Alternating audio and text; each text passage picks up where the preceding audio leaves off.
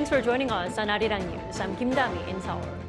North Korea made public its uranium enrichment facility for the very first time on Friday, where the leader Kim Jong-un expressed pride and called for more nuclear weapons making. South Korea's finance ministry says the country's economy is showing signs of recovery on the back of robust exports and a strong domestic demand led by facility investment and service sector.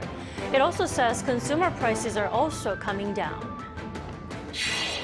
SpaceX managed to perform a historic first private spacewalk on Thursday morning with a crew made up entirely of non-government astronauts. North Korea has, for the first time, publicly revealed a uranium enrichment facility that's a key component of its nuclear weapons program. Now, Seoul immediately lashed out at the North, saying its possession of nuclear weapons is unacceptable. Our Moon Hae-ryun reports. North Korea showed its uranium enrichment facility for the first time as leader Kim Jong-un took a tour of the site and urged further nuclear weapons development.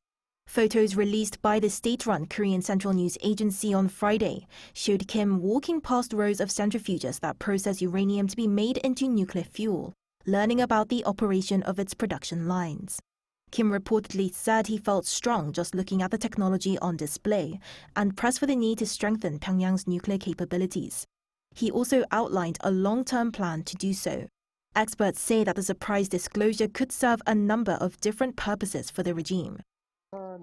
Firstly, Kim Jong-un seeks to demonstrate through concrete actions that his recent statement about exponentially increasing nuclear weapons was not merely rhetoric. Second, the regime aims to convey that North Korea is prepared to counter any nuclear threat with its own nuclear force regardless of who becomes the next U.S. president in the upcoming election. The KCNA did not reveal when the visit occurred or the location of the facility. South Korea and U.S. intelligence authorities believe that North Korea has uranium enrichment facilities in Yongbyon, North Pyongan province, and in the Kangsan complex near Pyongyang. In a briefing on Friday, Seoul's Unification Ministry addressed the KCNA report. The government strongly condemns North Korea for revealing its uranium enrichment facility and its intent to accelerate its nuclear capabilities and produce material for tactical nuclear weapons. North Korea must understand that neither South Korea nor the international community will ever accept its possession of nuclear weapons under any circumstances. The spokesperson added that any nuclear threat or provocation from North Korea will face a strong response from South Korea and the U.S.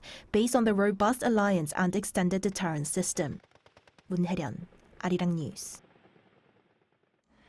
South Korea's finance ministry believes the country's economy continues to show signs of recovery thanks to robust trading and better domestic demand. Our Park Gun-woo has the details. The South Korean government for the fifth straight month in September says domestic demand is showing signs of recovery. That's according to the latest Economic Green Book, a monthly economic assessment report released by the finance ministry on Friday. But it's also the second consecutive month that the government used the expression gradually recovering, which it said reflects the GDP growth rate in the second quarter that dropped on quarter. The Green Book said domestic demand is recovering differently by sector, and that facility investment and the service industry in particular are recovering. Facility investment was up by over 18% on year in July, while production for the service industry saw a rise of over 2%. But retail sales dropped by nearly 2% on month in July, while the index showing performance in the construction sector dropped by 1.7%. The finance ministry also pointed out that recent steady export performances contributed to the economy showing signs of recovery. Exports saw a rise of over 11% on year in August due to strong shipments of IT products, including chips. The Economic Trends report also showed consumer prices have been stabilizing with inflation down to 2% year-on-year last month. That was mainly due to a drop in international oil prices and the release of newly harvested fruits. And the government said it would do its best to keep stabilizing consumer prices and supporting small businesses before the Chuseok holiday. The Green Book also showed that the global economy has been recovering recently due to better trading conditions and changes in monetary policies, although the pace could differ by country. It also said geopolitical risks caused by the Russia-Ukraine war and tension in the Middle East are still factors causing instability. Park Gun-woo, Arirang News. And the country's tech exports for August reached $20.6 billion US, mostly driven by strong sales of chips and smartphones.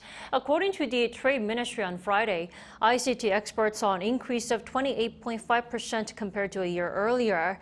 That's the 8th consecutive month for the on-year rate of increase to be in double digits. The increase in semiconductor shipments is largely attributed to a growth in the AI market, as well as a recovery in demand due to a stronger IT market. Smartphone exports also surged by 60%, helped by the release of new smartphone models in the same month. Next week, right after Chuseok, President Yoon is making a trip to the Czech Republic so that South Korea's nuclear power plant project with Czech Republic is sealed successfully. Our top office correspondent Kim Do-yeon tells us more.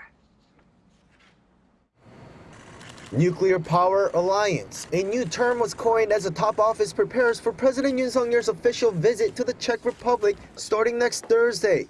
This trip comes as last July, the Czech government chose Korea Hydro and Nuclear Power as the preferred bidder to build 2 nuclear power units in Dukovany, a project worth 24 trillion Korean won, or about $17.3 billion US. The President, during this official visit to the Czech Republic, will convey Team Korea's firm commitment to the successful completion of the nuclear power plant project and will actively engage in sales diplomacy as the nation's #1 salesman to secure the contract. Especially, a nuclear power alliance between South Korea and the Czech Republic is expected to be established through this visit. The 4-day visit will start with an official welcoming ceremony in Prague and a summit with Czech President Petr Pavel with an official dinner banquet. On Friday, he will meet with Czech Prime Minister Petr Fiala and visit the city of Pilsen to visit nuclear power production companies. Coming back to Prague with the Prime Minister, Yoon will sign MOUs for various fields, including trade, investment, and advanced technology. He will also meet with the leaders of both chambers of the Czech Parliament. And as he always does, he will meet with overseas nationals in the region for dinner. This trip has been much anticipated after the preferred bidder announcement that paves the way for more cooperation in advanced technology. In fact, for this trip, the pre-trip briefing was attended by the President's Senior Secretary for Science and Technology, something unprecedented and seemingly a move to highlight more cooperation in science and technology. We intend to use this nuclear power collaboration as an opportunity to initiate full-scale scientific and technological cooperation between South Korea and the Czech Republic. First, we plan to resume the Korea-Czech Joint Committee on Science and Technology, which has been inactive for some time, elevate the status of the chief representatives to the Director General level, and formalize regular meetings every 2 years. The Czech Republic is also known for its manufacturing capacities, especially in automobiles. More than 100 companies from South Korea are already operating in the country, and to enhance economic exchanges, the two nations are set to sign a trade and investment promotion framework during this trip. Also, the two are set to discuss cooperation in helping Ukraine amid the prolonged invasion by Russia, as Czech companies have extensive experience in working in Ukraine. Meanwhile, Yoon will also be accompanied by a business delegation made up of officials from more than 50 South Korean companies, from conglomerates to small businesses. Kim Do-yeon, Arirang News. With Chuseok being right around the corner, shoppers here in the country are looking for ways to save. Our correspondent Lee Soo-jin tells us how they can do so. Shoppers in South Korea are scrambling to shop smart ahead of Chuseok, or the Korean Thanksgiving holiday. But the items on their shopping lists are going up in price. Prices of food, especially fruits like apples, have gone up a lot. The average cost to prepare ancestral rite table for Chuseok for a 4-person family rose 1.8% on year to 280,791, or around $209 US. But buying these items at traditional markets was surveyed to cost around $179, 17% cheaper than the $214 it would cost at large supermarkets. And shopping with onuri discount vouchers is a way to save even more at traditional markets. This Chuseok, the discounts have been up to 15%, and some traditional markets even offer vouchers if customers spend a certain amount. This means customers can purchase $100 worth of goods for $85 with the vouchers. One chicken stall vendor says that she's seen an uptick in onuri voucher usage thanks to the Chuseok measures. Around 70% of purchases are made with onuri vouchers. For us vendors, this is great because they work like cash and attract more customers to shop here. As for what you might find on a Chuseok ancestral rite table, meat like chicken, chestnuts, vegetables such as green onions, and seafood such as pollock were all surveyed to be cheaper at traditional markets than at large supermarkets this year. Consumers can also shop at farmers markets set up by district governments in Seoul to offer cheaper groceries and to support farms nationwide during the Chuseok holiday. I come every year because the food here is fresh. At this farmers market in Gangnam-gu district, popular Chuseok items are sold directly by around 80 farms nationwide for around 10% less than standard market prices. Despite the sweltering heat, these people have gathered since early in the morning, eager to buy fresh and affordable food to share with their families during the holiday. By taking advantage of all these ways and places to save ahead of the Chuseok holiday, shoppers will be able to honor their ancestors without having to break the bank. 이수진, 아리랑 뉴스.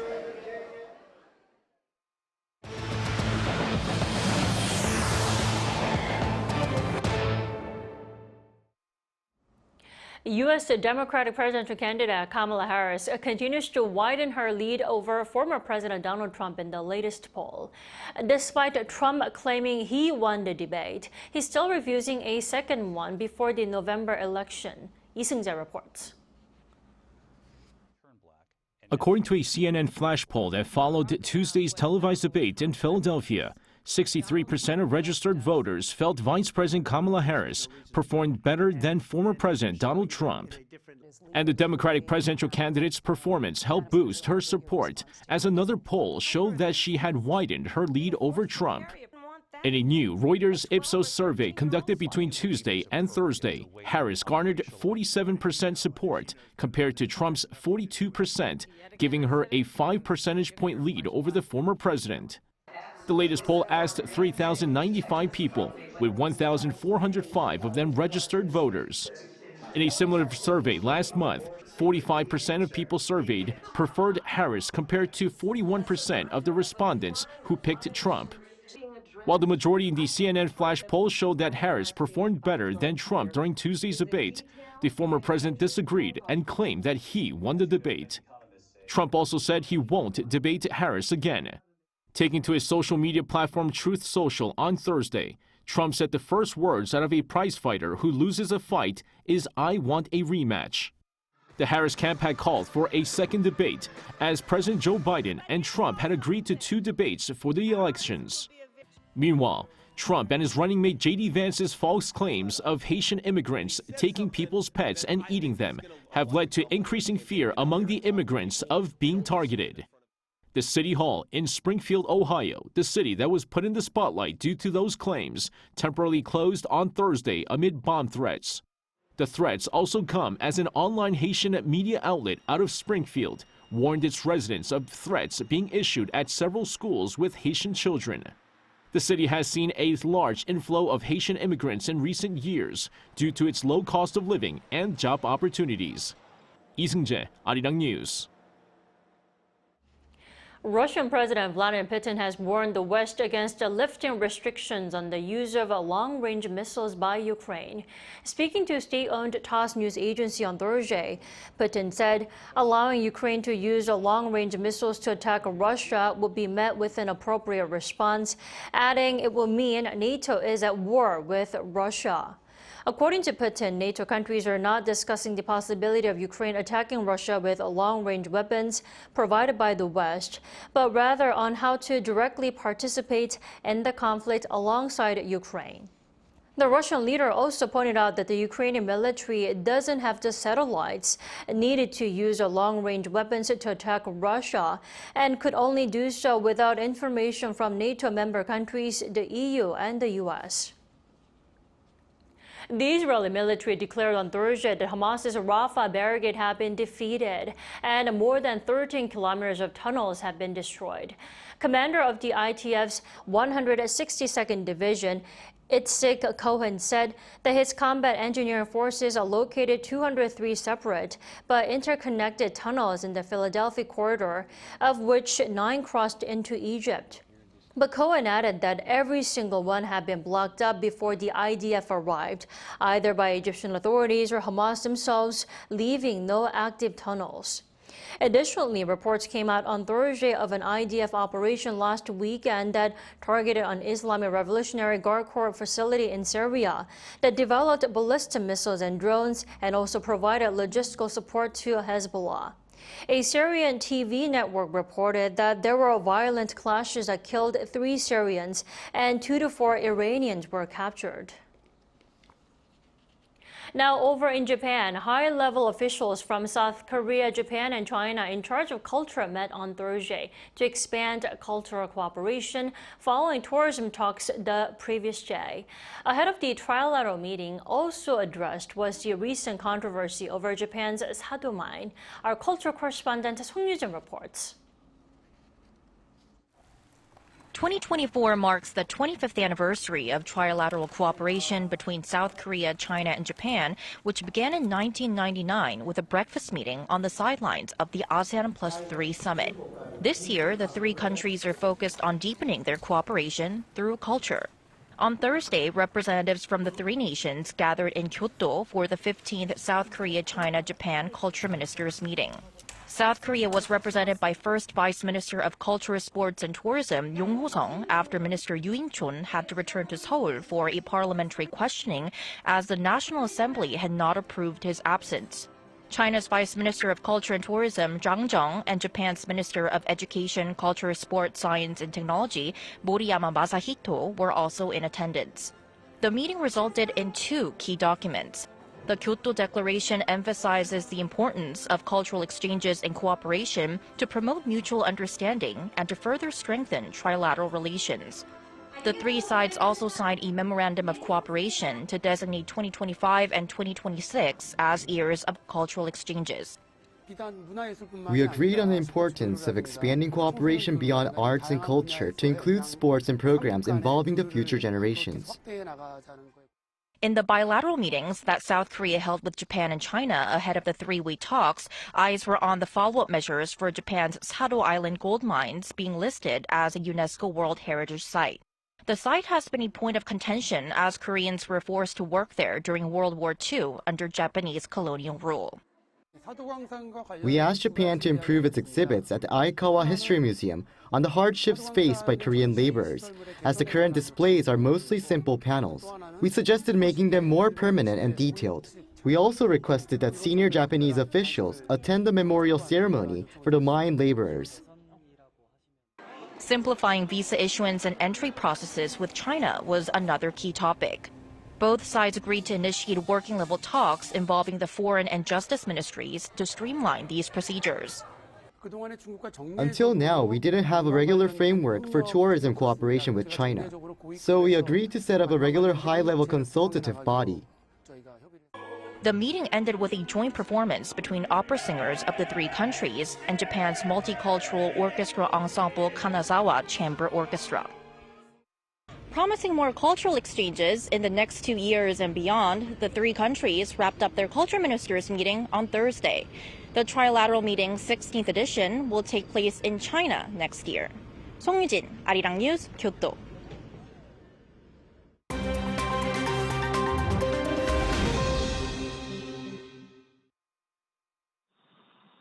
Let's take a look at the latest news in the wild now. The Polaris Dawn space mission crew aboard a SpaceX capsule have become the first non-professional crew to complete a spacewalk. Billionaire tech entrepreneur Jared Isaacman, who commercially funded the mission, and Sarah Gillis, a SpaceX engineer, stepped out of the spacecraft around 15 minutes apart, beginning at around 10:52 on Thursday, Greenwich Mean Time.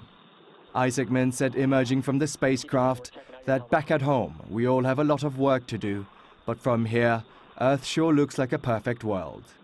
SpaceX engineer Gillis emerged from the capsule after Isaacman returned a few minutes later. This walk, conducted at an altitude of 700 kilometers, was higher than any previous spacewalk and used new extravehicular activity astronaut suits. Also aboard the SpaceX Crew Dragon capsule are Scott Petit, a retired U.S. Air Force veteran, and SpaceX engineer Anna Menon. The mission, launched on Tuesday on the Resilience spacecraft, aims to travel up to 1,400 kilometers up in orbit, going further than any human has done since NASA's Apollo program, which ended in the 1970s. Storm Francine, which struck Louisiana as a Category 2 hurricane on Wednesday, has now passed over New Orleans, pouring 13 to 18 centimeters of rain on the city. According to the National Hurricane Center, Francine made landfall at Terrebonne Parish, South Louisiana State, at 5 p.m. local time, but calmed into a post-tropical cyclone with sustained wind speeds of around 40 kilometers per hour. No deaths were reported, however both Louisiana and Mississippi declared states of emergency, while the National Weather Service issued a flash flood emergency warning for some 12 million people. According to poweroutage.us, some 320,000 customers were temporarily without electricity in Louisiana, Mississippi, Alabama, and Tennessee. Louisiana Governor Jeff Landry on Wednesday told residents to stay off the roads, stay home, and stay put. Stars shined once again at this year's MTV Video Music Awards, celebrating its 40th edition. American singer Taylor Swift took home the top honor at this year's annual Video Music Awards with the black and white music video Fortnite featuring rapper Post Malone. The video for Swift's first single from the album The Tortured Poets Department was released in April and is set inside a bleak hospital, which Swift said reflects what she sees in her head. Taylor Swift took home a total of 7 awards on Wednesday night, including Video of the Year. Other winners included Sabrina Carpenter for Best Song, Eminem's Houdini for Best Hip Hop, and Chappelle Rowan for Best New Artist. Kim Jong-un, Arirang News.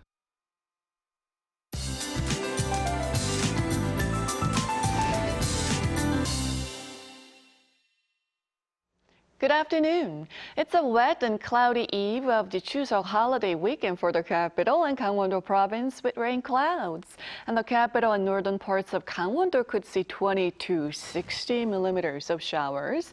But southern provinces will be under sunnier skies, seeing sporadic rain at times.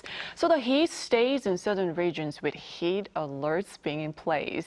Temperatures could hover around 33 degrees Celsius this afternoon, but on and off rain gives heat relief to the upper regions, staying below 30. Seoul gets up to 27, but keep an umbrella handy. Parts of Jeju had a tropical night and should see a high of 32 degrees Celsius this afternoon. Now, due to the indirect effect of Typhoon Bobinka that's heading towards the south coast of Shanghai from Okinawa, more heat will be pushed towards the Korean peninsula. So expect to have summer-like heat with showers during the Chuseok holiday. But on the day of Chuseok, we will be able to see the full moon, but not as clearly as we'd like. That's Korea for you, and here's a look at the international weather conditions.